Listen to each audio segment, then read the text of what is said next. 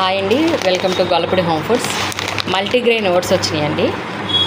మీరు రెగ్యులర్గా తీసుకునే ఓట్సే కొంచెం హెల్తీగా ఇలా మల్టీగ్రెయిన్ ఓట్స్ తీసుకోండి, హెల్త్కి చాలా మంచిది.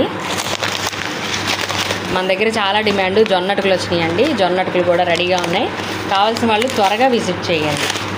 ఇవి నేను ఎక్కువ తెప్పించనండి, ఎందుకంటే పాడైపోతాయని చెప్పేసి చాలా సింపుల్గా తెప్పిస్తాను. మళ్ళీ మీరు కొనేసిన తర్వాత మళ్ళీ తెప్పిస్తాను. ఉందండి.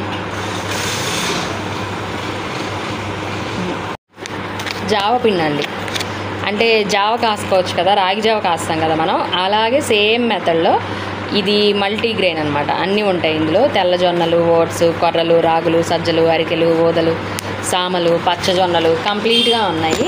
ఎవరైనా జావ అలవాటు ఉన్నవాళ్ళు, రాగి జావ తాగుతూ ఉంటారు కదా, అలవాటు ఉన్నవాళ్ళు దీన్ని కూడా జావలా ప్రిపేర్ చేసుకొని తాగొచ్చు. ప్రభాకర్ బ్రాండు జావ కూడా వచ్చేసింది. ఓకే, ఇదిగోండి సబ్జాలు వచ్చాయి, ఫ్లాక్స్ సీడ్స్ వచ్చాయి, అలాగే గుమ్మడి గింజలు, సన్ఫ్లవర్ గింజలు, తాటి బెల్లం తీసుకురమ్మా. గుమ్మడి గింజలు కూడా వచ్చినాయి, ఫ్రెష్ స్టాక్. రాగి సేమియాలు వచ్చాయండి, కొంతమంది యూజ్ చేస్తున్నారు, వాళ్ళకి తెలుసు. అలాగే ఈసారి సజ్జ సేమియాలు కూడా వచ్చాయి. మనం రెగ్యులర్గా ఈ వర్మిసెల్లి సేమియాలు వాడే బదులు మీరు ఇవి ట్రై చేయండి, టేస్ట్ కూడా చాలా బాగుంటాయి.